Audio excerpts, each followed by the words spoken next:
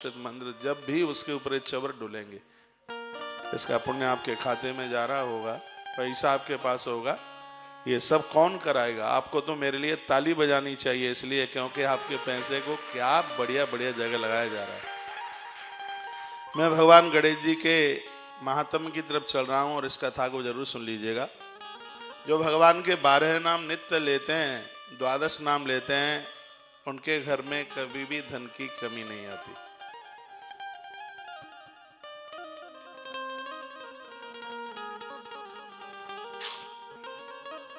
दो मंत्र गणेश जी के बहुत प्रभावशाली है, एक है एकाक्षरी और दूसरा है अष्टाक्षरी।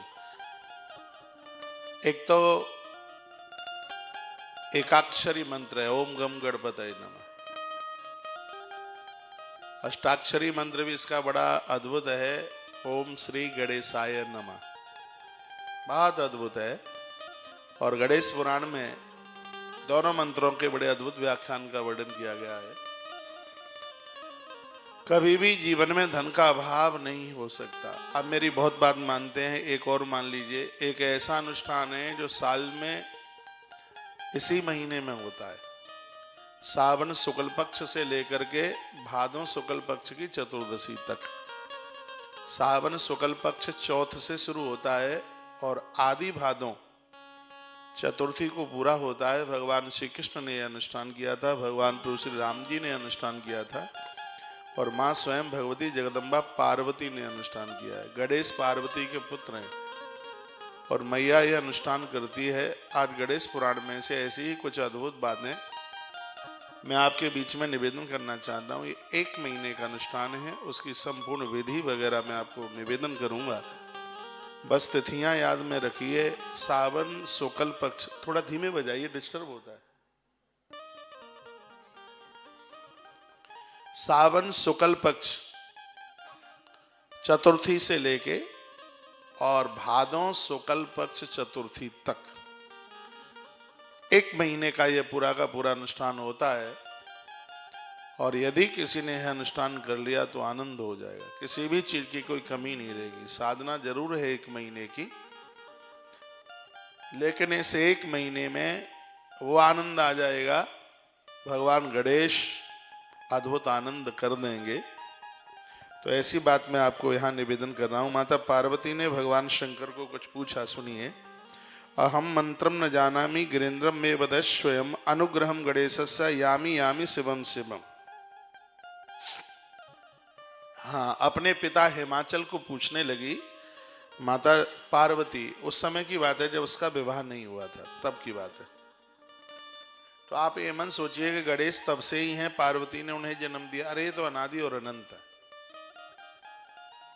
जब कोई नहीं था तब भगवान गणेश थे, और जब कोई नहीं रहेगा तब भगवान गणेश रहेंगे। कृष्ण के आने से पहले कृष्ण थे, राम के आने से पहले प्रभु श्री राम जी थे। वो लीला करने के लिए धरती पर आए हैं।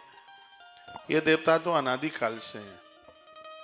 तो अपने पिता, और देखिए आनंद की बात मैं आपको बताऊं, जब गणेश जी का जन्म हो गया था तो मैया को ये थोड़ी ही लग पा रहा था कि ये वही गणेश है जिसकी हम पूजा करते हुए आ रहे हैं। पार्वती का विवाह होता है, शंकर जी का विवाह होता है, मंडप में गणेश जी की पूजा होती है। तो जब उनको बेटा हुआ और वो गणेश की पुजारिन थी, इसलिए उन्होंने अपने बेटे का नाम गणेश रख दिया। उन्हें ये थोड़ी ही पता था कि गणेश ही मेरे यहाँ आ गया है चल के। जैसे आप कोई कृष्ण के पुजारी हो, कृष्ण को बहुत ज्यादा मानते हो, वो आपके घर में बेटा होवे, उसका नाम आप कृष्ण रख दें, और मान लिया जाए कृष्ण ही आपके घर में बेटा बन के आ जाए, लेकिन आपको थोड़ी ही पता होता है कि ईश्वर हमारे घर में आ गया है। अरे वो आप उसके पुजारी हैं, इसलिए आपने उसका नाम श्रद्धा के साथ में आपने उसका नाम उभय रख दिया। उसी प्रकार से माता पार्वती पूर्व से भगवान गणेश की पुजारिन थी। गणेश उनके यहाँ चल करके आ गए तो उसने अपने उस ईश्वर का नाम अपने बेटे का नाम रख दिया। उसको ये थोड़ी ही पता था कि जिस गणेश को तू पूजती है वो गणेश ही तेरा लाल, तेरा बेटा बन करके आ गया है। तो अब देखिए कथा बड़ी अद्भुत है। हिमाचल पर्वत को उनकी बेटी ने पूछा कि मुझे गणेश के बारे में जानकारी चाहिए। जब कोई देवता के बारे में विशेष जानकारी इस धरती को नहीं थी, और एक बात मैं निवेदन करूंगा, भगवान महादेव अनादि और अनंत हैं, लेकिन शंकर जी से भी पहले गणेश की पूजा होती रही है अनादिकाल से। गणेश पुराण में तो सृष्टि का वर्णन गणेश से किया गया है। गणेश की दोनों पत्नियां रिद्धि और सिद्धि संसार के भरण पोषण में लगी हुई हैं। गणेश पुराण में तो वर्णन है कि स्वयं गणेश ही धरती पर भगवान श्री कृष्ण बन करके आते हैं। हमारा और आपका बड़ा भाग्य है कि ऐसे भगवान गजानंद के दिव्य तत्व को सुनने के लिए हम और आप यहाँ बैठे हुए हैं। आपके घर में विशेष रूप से पंचदेव उपासना हो और उन 5 देवताओं की उपासना में भगवान श्री गणेश जी को जरूर जोड़िएगा। तो मैं गणेश जी के लिए कुछ बोलूं उससे पहले मैं निवेदन करूंगा कि जो आज नवरात्रा का व्रत जिन्होंने किया है, तो इसको आप एक विधि के साथ, विधान के साथ इसमें अखंड ज्योत और ज्वारों को बो करके कलश की स्थापना करके, पूरे दिन का मुहूर्त बहुत अच्छा है, जैसे ही आपको टाइम मिल जाए कलश स्थापना कर लीजिए। जिनके घर में कोई सूतक पातक है, कोई नारी ऋतुकाल धर्म में है, तो 1, 2, 3 दिन के बाद में उसको शुद्धि होती है, तो उसके तत्पश्चात वो जोत जला करके और कलश भर करके, तब भी कलश भर करके, ठीक है बहुत बड़ा वो मटके वाला न रख पाए, एक लोटे में पल्लव लगा करके और उसको आप स्थापित आप कर लीजिएगा। इस नवरात्रा को, गुप्त नवरात्रा को खाली मन जाने दीजिएगा। कल मैंने सूरत से वर्णन किया है, जितनी भी गोपनीय बीमारियां हैं वो गुप्त नवरात्रा से, गोपनीय संकल्प हैं वो गुप्त नवरात्रा का अनुष्ठान करने से उनकी पूर्ति हो जाती है। इसमें माता जी के 32 नामों के उच्चारण और सिद्ध कुंज का स्तोत्र की बहुत भारी महिमा है। कल से बहुत विस्तार पूर्वक ये सब बातें मैं आपको निवेदन करूंगा। आज मैं इतना सा मैं बोलूंगा, एक छोटी सी कन्या का बंधन करना, उसको पूजन करना, उसको कुछ जमाना खिलाना और उसको दक्षिणा देना, अखंड ज्योत को बुझने मन देना। ऐसे ऐसे माता के भगत हैं कि पूरे जमीन में लेट करके मुंह खुला रहता है, पूरी देह पर मिट्टी डाल लेते हैं और वो अपनी शरीर के ऊपर जौ उगा देते हैं, पानी नहीं पीते, लेट बाथरूम नहीं जाते 9 दिन। मैंने ऐसे साधकों को देखा है। ऐसा तो मैं भी कर सकता था भगवत कृपा से, और कर भी लूंगा, लेकिन मेरे पास काम ज्यादा है और 9 ही दिन लेटा रहूंगा तो 9 दिन में तो काम बहुत छूट जाएंगे। हाँ, 9 दिन लेट करके और 10 पला मिट्टी अपने ऊपर डलवा करके और मैं कह देता चलो इसमें जौ बो दो, और मेरे ऊपर जौ निकल गए होते, बिल्कुल हो जाता, बिल्कुल। तो अब मैं ऐसे काम में फंसा हुआ हूं। ये भी एक साधना है, एक आराधना है, एक भक्ति है। मैंने ऐसे महापुरुषों को, महात्माओं को देखा है और मुझे उनका साथ मिला है, मुझे उनका सानिध्य मिला है कि वो 9 दिन लेट गए। मैंने तो ऐसे साधुओं को देखा है जिन्होंने नीचे गड्ढा खोदा, सिर्फ मुंह ही बाहर निकल रहा था, मिट्टी लगाई, 9 दिन तक जिंदे बने रहे, पूरे के पूरे जमीन में गड़ करके, सिर्फ बस इतना सा उनका मस्तिष्क ऊपर निकल रहा था और वो जीवित बने रहे। बहुत महात्माओं को अभ्यास होता है भू समाधि, धरती में तो वो पूरे ही गड़ जाते हैं और 9 दिन तक जिंदे रहते हैं, अंदर उनके ऊपर जोर निकल करके आ जाते हैं। भगवान की लीला बड़ी अद्भुत है, इसलिए तो अपने धर्म से बड़ा कुछ नहीं हो सकता। मुझे नहीं लगता कि इससे बढ़िया और कुछ हो सकता है। हमारे यहाँ स्वतंत्र रूप से सभी देवताओं को पूजने की स्वतंत्रता बताई गई है। अभी कुछ ही दिनों पहले आप दिवाली मनाते रहे हैं, उसके तत्पश्चात फिर संक्रांति मनाई है, उत्तरायण पूजा कहते हैं उसको, संक्रांति को उत्तरायण पूजन जो बड़ा विशेष होता है। और मकर संक्रांति से फिर ये कुछ 6 महीने के जो दिन हैं वो साधना उपासना के लिए बहुत दिव्य। उत्तरायण, सूर्य उत्तर में चल के आ जाते हैं, इन दिनों में हाइट बढ़ती है, छोटे छोटे बच्चों की हाइट बढ़ती है सूर्य जब उत्तरायण में चल करके आते हैं। उनकी देह में नारियल के तेल को लगा करके धूप में उनको थोड़ा सा सुला दिया जाता है, इससे उनका कद बढ़ता है, चाहे बेटिया हो चाहे बेटा। तो अब जो उत्तरायण का जो समय आ गया है बड़ा अद्भुत है, और अब आज से नवरात्र आरंभ हो रही है। हुल्का छोड़ सकें तो छोड़ देना, बेटियां गुप्त नवरात्रा जरूर करें। उन बहनों को गुप्त नवरात्रा जरूर करनी चाहिए जो संतान अभाव में जीवन जी रहे। ऐसी कोई उसे बीमारी है, डॉक्टर वो नब्ज नहीं पकड़ पा रहा, जिसके अभाव में संतान नहीं हो पा रही, ऐसी बहुत बीमारियां होती हैं। धातु पतन जैसी बीमारियां गुप्त नवरात्रा के प्रभाव से यह सब समाप्त हो जाए। इसका नाम ही गोपनीय गुप्त। ऐसा कोई गुप्त संकल्प है जिसको हम सबको बता भी नहीं सकते, और माता रानी की कृपा से वह पूरा हो जाता है। इतनी बड़ी महिमा है। प्रथमम शैलपुत्री च द्वितीयम ब्रह्मचारिणी तृतीयम चंद्रघंटेति कुष्मांडेति चतुर्थकम पंचम स्कंदमातेति षष्ठम कात्यायनीति च सप्तम काल रात्रिति महागौरीति चाष्टवम नवम सिद्धि दात्री च नव दुर्गा प्रकीर्तिता। आज प्रथमम शैलपुत्री च, आज पहाड़ की बेटी का दिन है। शैलपुत्री हिमबान की बेटी है, जो अचल, कितना भी सुख और दुख आवे जीवन में आदमी हिल नहीं सकता। शैलपुत्री। तो आज का दिन हमारे और आपके लिए बड़ा अद्भुत है, छुट्टी का दिन है। मैं तो कहूँगा चलो ठीक है, आप अन्न नहीं छोड़ पाए और आप व्रत नहीं कर पाए तो संध्या काल में, निशीत काल में, संध्या के काल में आप माता रानी की आरती उतारिए, दिए जलाइए। 9 दिए रोज जलाते रहिए। नवरात्रा के 9 रूप हैं, 9 दिए रोज जलाना, 9 दिन जलाना, 81 दिए हो जाएंगे आपके। तो और उसको वो आज से, ये कल की तस्वीर आप देख रहे हैं, बहुत अद्भुत है। कल बड़ा अद्भुत दिन था, अमावस्या, रात भर यजन हुआ, हवन चला, दिए जले, बहुत आनंद है, बहुत आनंद, शब्दों में उसको तोला नहीं जा सकता। और धन्य हैं वह लोग, बड़े बड़भागी हैं मेरी व्यासपीठ से जुड़ करके और इन सब पूजा संकल्पों में अपनी हाजिरी लगा करके और अपने घर को एक आनंद से भर रहे हैं। ये भगवत कृपा के ही परिणाम हैं, ये प्रभु कृपा के बिना बिल्कुल भी संभव नहीं हो सकता। माता बैठिए बैठिए बैठिए बैठिए। और भी मुझे बड़ोदरा वाले भगत तो सुन पा रहे हो आप, रिद्धि सिद्धि। एड्रेस क्या है यहाँ का मुझे तो पता नहीं, एक बार दिखाना बोर्ड, उस पर नीचे लिखा हुआ, सर्च करके देख लेना मोबाइल में, और यहाँ पहुंच करके आज का कार्यक्रम और पूरे कार्यक्रम का आप आनंद ले लीजिएगा। तो मैं आपको 12 नाम लिखा रहा हूं और अपनी पूजा में इन 12 नामों का रोज उच्चारण करते रहिए। गणेश जी के बारे नाम, हनुमान जी के बारे नाम, अर्जुन के बारे नाम, सूर्य भगवान के बारे नाम। ये नाम बड़े प्रभावशाली हैं। घोर गरीबी का नाश करते हैं गजानंद के 12 नाम। माताओं बहनों, आदमी तो इतना कर नहीं पाता, वो ज्यादा व्यस्त है, लेकिन वो उसके निमित्त आप कर सकती हैं। आप चाहें तो आप कर सकती हैं। आप लक्ष्मी हैं।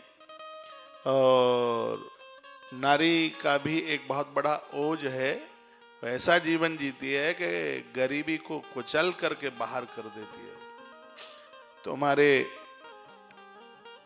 एक बढ़िया जीवन जीने से तो घर में बहुत बरकत होती है। आप आस्थावान ही बन के रहना, आप श्रद्धावान बन के ही रहना। आपका पूजा पाठ, आपका व्रत और आपका उपवास बंद ना हो सके। मैंने आज 9 दियों की बात की है। मुझे पता है पुरुष लोग नहीं जला पाएंगे क्योंकि उनके पास काम बहुत है। नास्तिक नहीं है, ऐसी बात नहीं है, वो नास्तिक हैं इसलिए नहीं जला पाएंगे। उनके पास समय नहीं है, टाइम नहीं है। लेकिन आप गृहिणी हैं, आप घर में रहती हैं और आप नवदीप दिए आप रोज जला सकती हैं। आज तो पता नहीं चलेगा, लेकिन ये बहुत जल्दी इस बात का परिणाम निकलेगा कि आपने नवरात्रा मनाई है, 9 दिए आपने रोज जलाए हैं, तो उसकी महिमा कितनी है अपने आप में। घर में अविवाहित बेटियां, उनसे गुड़हल के फूल माता रानी को चढ़वाइए।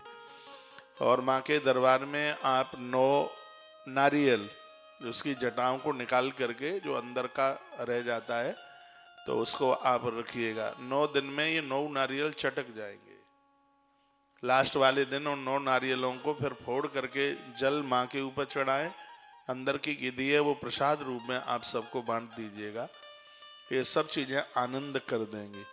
माँ यशोदा बहुत बड़ी पुजारिन है भगवान गणेश जी की।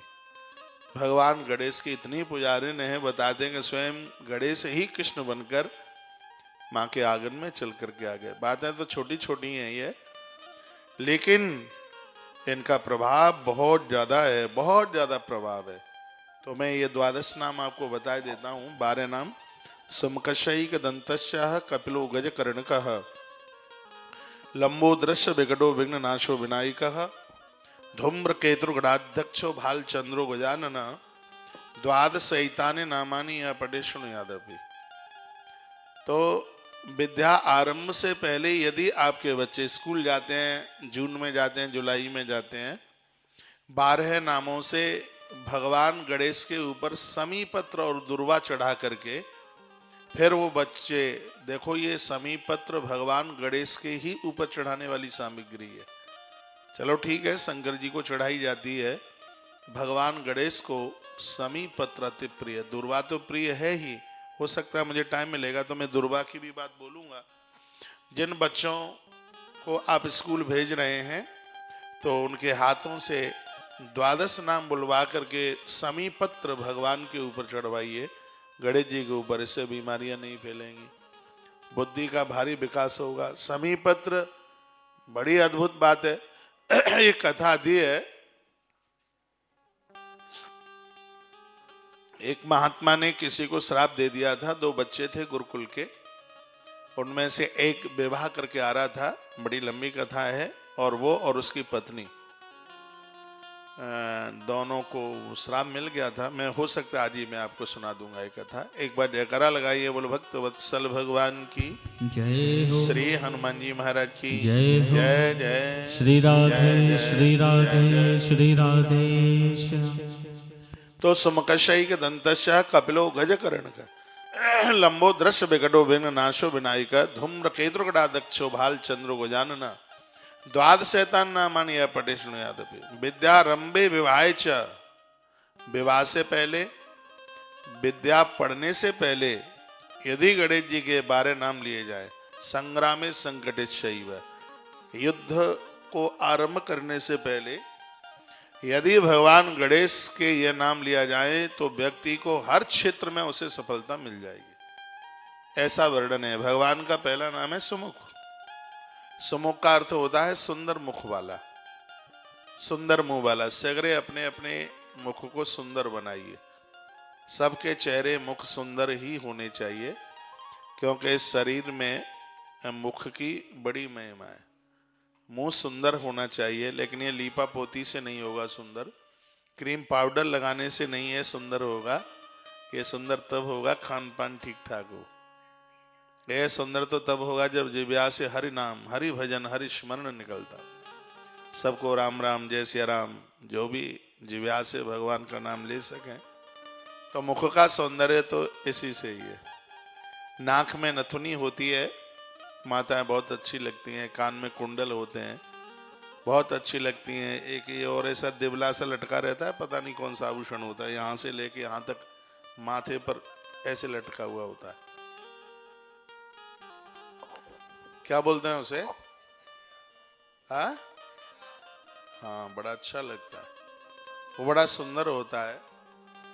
मुझे स्त्री पुरुष कोई भी सुन पा रहे हो तो मुख सुंदर की बात कही है, तो इसका मतलब है कि मुख में ऐसी चीजें नहीं जाएं जो मानवता को धिक्कारती हैं। गुटखा बुटका मत खाया करो, ये मर्द लोग बैठे हुए हैं, बहुत तो पौवा ही लगा लेते होंगे। खैर आप में न लगाते हो तो बहुत अच्छी बात है। तो ये उल्टा पुल्टा ना खाया करो, नहीं तो फिर मैं आपकी शिकायत कर दूंगा हनुमान जी से। हाँ, भगवान से शिकायत कर दूंगा। मैं कहूंगा कि ये लोग मानते नहीं हैं और मैं 28 साल से चल रहा हूं, बाबा ये नहीं मानते, कैसे भी इनको मनवाइए। तो फिर मुझे उनको कहनी पड़ेगी, शिकायत करनी पड़ेगी। इसलिए मुख को बहुत पवित्र रखिए, मुंह में चाहे कुछ चला जाए ऐसा नहीं होगा। मैं कहीं किसी कथा में बता रहा था, एक बार मैंने गैया को चाय पिलाना चाहा और बढ़िया दूध की चाय बनवाई, थोड़ी पुरानी बात हो गई है, गैया ने चाय नहीं पी। फिर वहां एक कुत्ता आ गया, घूमता घूमता मैंने कोशिश करी शायद ये पी लेगा, उसने भी नहीं पी, चाय नहीं पी उसने। लेकिन इस इंसान को क्या हो गया, उसको तो जो पड़े वही खा लेता है, जो मिले बस मिल जाए, उसका तो कटर भरतपुरी चलना ही है। ऐसा नहीं, मुख को, गणेश जी का सबसे पहला नाम है सुमकश, यानी सुंदर मुख वाले। तो सुंदर मुख वाले वो हैं जिनकी जिह्वा पर भगवत नाम नित्य उच्चारित होता है। मुंह से गालियां न निकाला करे। गाली देतन पावत शोभा। अच्छे लोग गाली देते अच्छे नहीं लगते। बहुत माताएं कन्याओं को इतनी बुरी बुरी गाली देती हैं, इतना बेकार लगता है। ये बिल्कुल भी ठीक नहीं है। इसमें आप अपने पुण्यों को छीन कर रहे हैं। और कभी कभी तो ऐसी गालियां देते हैं, ऐसी गाली तो पुलिस वाले भी नहीं देते होंगे। पता नहीं कहां से सीखी आ जाती हैं ऐसी गालियां। कौन से स्कूल खुले हैं इन गालियों के, ऐसी गालियां देंगे।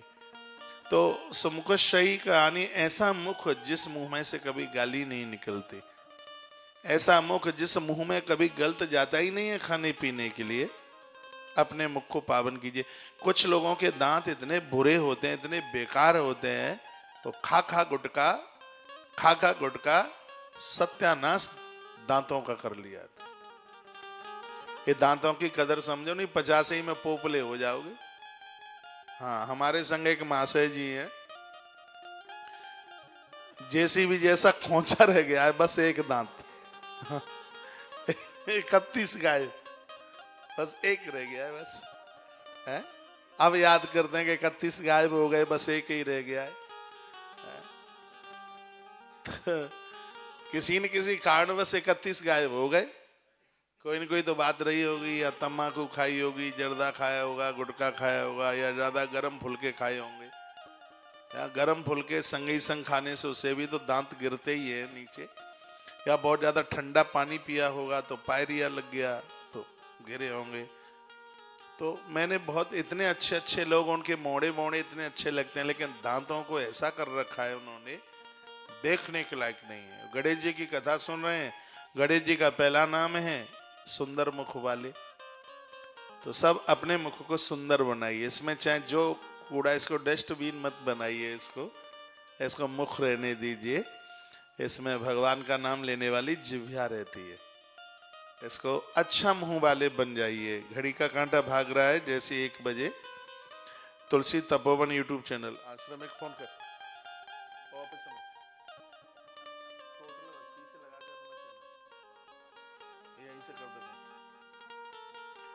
तो टोटल भक्ति यूट्यूब चैनल पर जुड़कर या तुलसी तपोवन यूट्यूब चैनल पर जुड़कर के जितनी देर तक कथा चलती है, 3 बजे तक तो चलेगी, उसके बाद में फिर देखेंगे क्या होता है। 3 बजे तक का तो टाइम लेकर के मैं बैठा ही हूँ। फिर जितना आप सबका मन लगेगा, मेरा तो मन लगता है, आप भी सब ना हो तो दीवालों को सुनाता रहूँगा। हाँ, कोरोना में मैंने ऐसा ही किया। आप सुन रहे हैं तो बड़ी अच्छी बात है, ठीक है। तो जैसे 1 बज जाए, क्योंकि टीवी पर भी आप 1 बजे तक सुनेंगे कथा, 1 बजे से और ऊपर का जितना भी कार्यक्रम है वो आप सुन लेंगे तुलसी तपोवन यूट्यूब चैनल या टोटल भक्ति यूट्यूब चैनल के माध्यम से सुनिए। जो कथा 1 बजे के बाद की होगी, सुबह बड़ौदा की कथा आप लोग सुबह 9:30 बजे टीवी में जरूर देखना कि टीवी में आप कितने अच्छे लग रहे हैं। सुबह 9:30 बजे उस कथा को आप जरूर सुनिएगा। दुनिया के 250 देशों में आपको देखा जा रहा है। यदि अमेरिका में कोई अपना रहता है तो फोन करके बोल दो कि हम आगे बैठे हैं कथा में। सब जगह आप दिख रहे हैं, मुझे दिख रहे हैं, मोबाइल में दिख रहे हैं। हाँ, चालू है।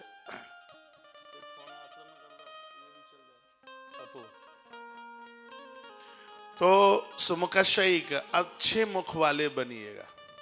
हाँ, सुंदर मुख, मुंह में से सुंदर सी स्तुतियां निकले, तो ये गणेश जी का पहला नाम है। तत्पश्चात दूसरा नाम है एक दंत। एक दंत का मतलब है एक बात वाले, बात बदलिए मत, बात के धनी बनिए। प्राण जाए बरु वचन न जाए। रघुकुल रीति, रघुकुल मुझे एक बात से बहुत अच्छा लगता है। ये तो बड़े बड़े राजे महाराजे हुए हैं, पूरी की पूरी रामायण अयोध्या की एक बात के ऊपर लिख गई है। आदमी की एक बात होनी चाहिए।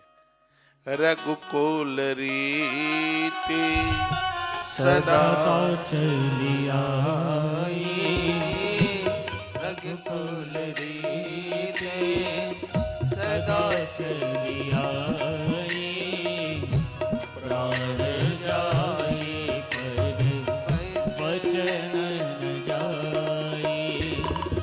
रघुकुल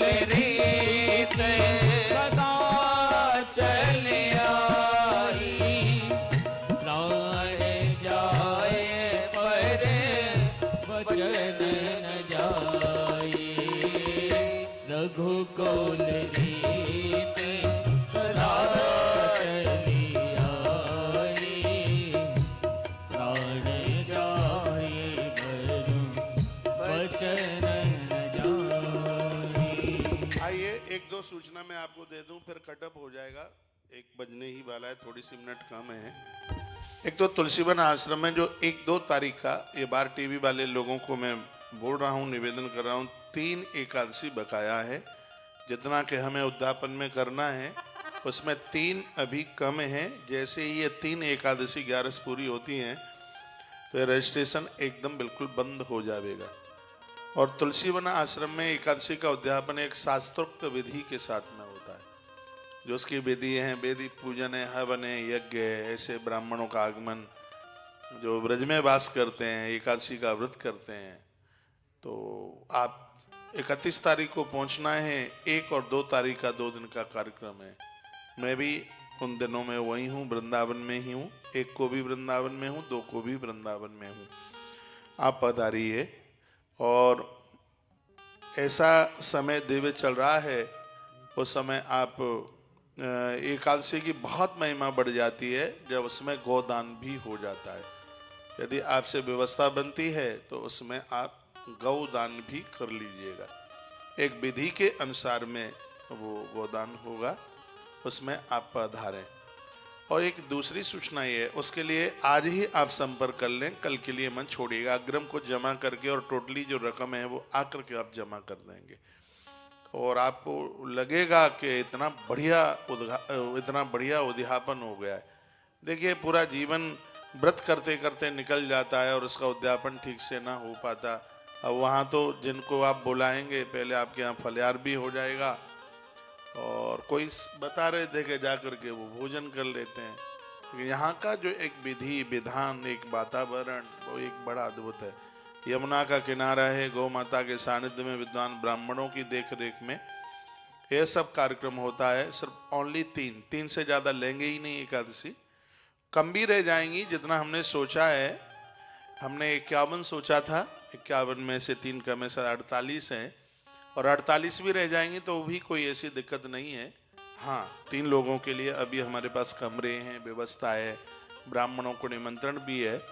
तो कम भी रह जाती हैं तो कोई यहाँ तो कोई दिक्कत वाली बात नहीं है। यदि 3 पूरी हो जाती हैं तो उसका एक टारगेट भी पूरा हो जाता है। तो उसके लिए भी आप आश्रम के नंबरों पर कांटेक्ट संपर्क कर लें। दूसरी बात, 1 मार्च से लेकर के जो 7 मार्च तक जो अद्भुत जो यात्रा है, ब्रज 84 कोस यात्रा। यूँ तो देश में इस तीर्थों में बहुत यात्राएं होती होंगी, लेकिन ब्रज 84 कोस की जो यात्रा है, नंद बाबा को भगवान श्री कृष्ण ने यात्रा कराई। ऐसा बताते हैं कि नंद बाबा जब वृद्ध हो गए थे तो उन्होंने कहा, बेटा तीर्थों में जाने का मन था लेकिन वृद्ध हो गया हूँ, जा नहीं सकता। भगवान ने कहा, तीर्थ हमें यहीं बुलाए लेते हैं। भगवान श्री कृष्ण ने बद्रीनाथ, केदारनाथ सब को वहीं ला करके उतार दिया। आज भी ब्रजमंडल में केदारनाथ है। अब के बार तो हम वहाँ अभिषेक करा रहे हैं शिवरात्रि पर, केदारनाथ ब्रजमंडल में है। और अद्भुत है, वहाँ की चढ़ाई पर चढ़ते हैं तो लगता है उत्तराखंड के केदारनाथ पर ही चढ़ रहे हैं। बद्रीनाथ सब भगवान ने वहीं ला करके उतार दिया। ये तस्वीरें आप देख लीजिएगा। अमावस्या का पूजन, दिया, ये सब जो कल का जो कार्यक्रम था, मैं तो आपको बराबर कहता हूँ कि एकादशी, पूर्णमासी, एक द्वादशी, अमावस्या, इन सब कार्यक्रमों से आप आश्रम के साथ जुड़ के रहें। आदमी बड़ा परेशान है, जन्मपत्री ले लेकर के भाग रहा है, समाधान मिलता नहीं है। मैं तो कहूँगा अमावस्या के दिन 1 ब्राह्मण को भोजन 1 साल तक यही करा के आप देख लीजिए। तिल की जोत जला लीजिए रात्रि को। और अमावस्या का जो हवन है वो पुरखों को तृप्त करता है। और पूर्णमासी का जो यज्ञ है वो देवताओं को तृप्त करता है। तो कल रात्रि में हवन यज्ञ किया था शाम को, क्योंकि कल अमावस्या थी। ये वही तस्वीरें आप देख रहे हैं। एक बार जयकारा लगाएं, कृष्ण कन्हैया